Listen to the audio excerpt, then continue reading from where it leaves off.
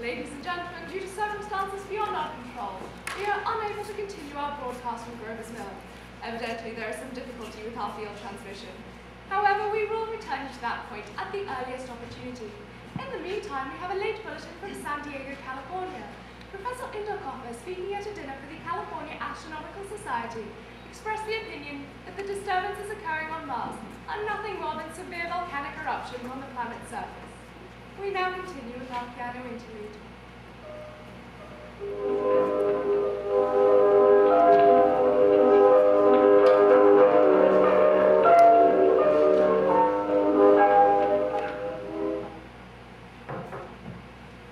I have just been handed a message that came in from telephone from Grover's Mill. Just 1 minute, please. 40 people, including 6 state troopers, lie dead in the field east of the village of Grover's Mill. Their bodies burned and distorted beyond all possible recognition. The next voice you will hear will be that of Brigadier General Montgomery Smith, commanding the state militia at Trenton, New Jersey.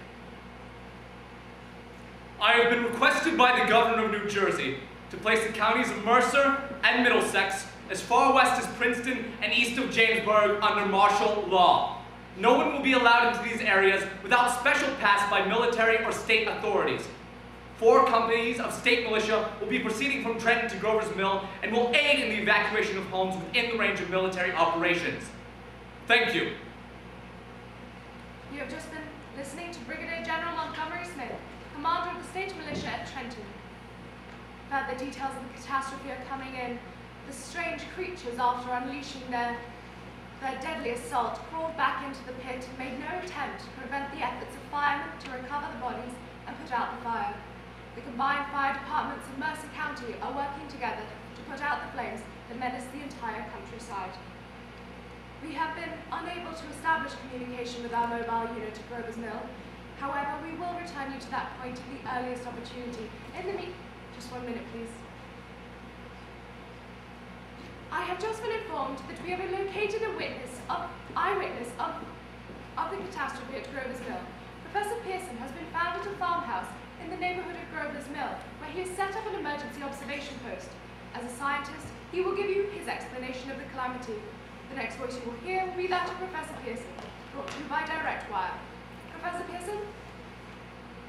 Of the creatures in the rocket cylinder, Grover's Mill, I can give you no authoritative information as to their nature, their origin, or their purposes here on Earth. As to their destructive instrument, I might venture some conjectural explanation. It's my guess, and for want of a better term, I shall refer to the mysterious weapon as a heat ray.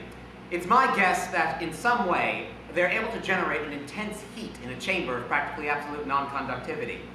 This heat they are able to project in a parallel beam against any object they choose by means of a polished parabolic mirror of unknown composition, much as the mirror of a lighthouse projects a beam of light. That is my conjecture as to the origin of the heat ray. Thank you, Professor Pearson. I have just been handed a brief statement informing us that the charred body of Carl Phillips has been identified at a local Trenton hospital. And now a bulletin from Washington, D.C. The Office of the Director of the National Red Cross reports a total of 10 units of Red Cross emergency workers have been assigned to the state militia stationed outside of Trenton. A bulletin from the state police at Princeton Junction. The fires in Grover's Mill and the vicinity are now under control. The monsters have made no attempt to crawl back out from the pit, and there is no sign of life from within the cylinder. Next, there is a bulletin. Just 1 minute, please, ladies and gentlemen. The next voice you will hear will be that of Harry McDonald, Vice President in charge of operations. We have received a request from the state militia at Trenton to place at their disposal our entire broadcasting facility. In view of the gravity of the situation, and believing that radio has the responsibility to serve in the public interest at all times, we are turning over our facilities to the state militia at Trenton. We take you now to the field headquarters of the state militia stationed outside of Trenton, New Jersey. This is Captain Lansing of the Signal Corps, attached to the state militia now engaged in military operations in the vicinity of Grover's Mill. Situation arising from the reported presence of individuals of unidentified nature is is now under complete control. The cylindrical object, which lies in a pit directly below our position, is surrounded on all sides by 8 battalions of infantry, without heavy field pieces, but adequately armed with rifles and machine guns. All cause for alarm, if any such cause ever existed, is now entirely unjustified. These things, whatever they are, do not even venture to poke their head above the pit. I can see their hiding place plainly now in the glare of the searchlights here. These creatures, for all their reported resources, seem scarcely able to stand up against heavy machine gun fire. Well, it's an interesting outing for the troops. I can make out their khaki uniforms crossing back and forth in front of the lights. It looks almost like a real war. There appears to be some slight smoke in the woods bordering the Millstone River. Probably fire, started by campers. Well, we ought to see some real action soon. One of the companies is deploying on the left flank. One quick thrust and we'll all be over. No, wait a minute. There appears to be something moving on top of the cylinder. Oh no, it's nothing but a shadow. Now the troops are on the edge of the Wilbeth farm. 7,000 armed men up against an old metal tube. A tub, rather. Now wait a minute, that wasn't a shadow, it's something moving. Solid metal, a sort of shield-like affair rising up out of the cylinder. It's going higher and higher. Why, it's standing up on legs. It's actually rearing up on a sort of metal framework now. It's reaching above the trees and the searchlights are in. Now hold on!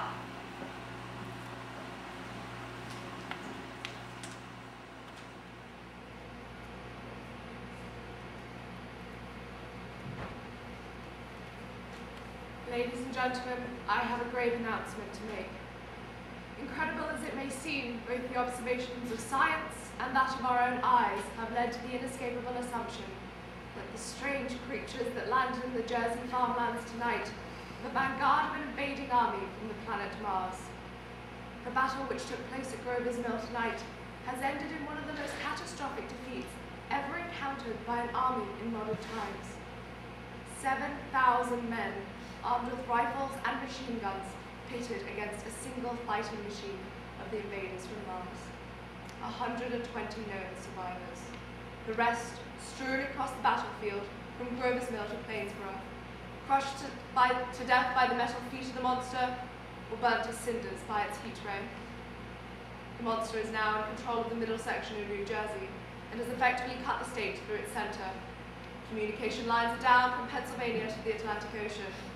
Railroad tracks are torn and service from Pennsylvania to New York discontinued, except routing some trains through Allentown and Phoenixville. Highways to the north, south, and west are clogged with frantic human traffic. Police and army reserves have been unable to control the mad flight. By morning, the fugitives will have swelled Camden, Trenton, and Philadelphia to estimated twice their normal population. Martial law still prevails throughout central New Jersey and eastern Pennsylvania. At this time, we take you to Washington, D.C. for a special broadcast on the national emergency. The Secretary of the Interior. Citizens of the nation, I shall not try to conceal the gravity of the situation that confronts the country, nor the concern of your government in protecting the lives and property of its people. However, I wish to impress upon you, private citizens and public officials, all of you, the urgent need of calm and resourceful action. Fortunately, this destructive enemy is still confined to a comparatively small area, and we may place our faith in the military forces to keep it there. In the meantime, placing our faith in God, we must continue the performance of our duties, each and every one of us, so that we may confront this destructive enemy with a nation united, courageous, and consecrated to the preservation of human supremacy on this earth. I thank you.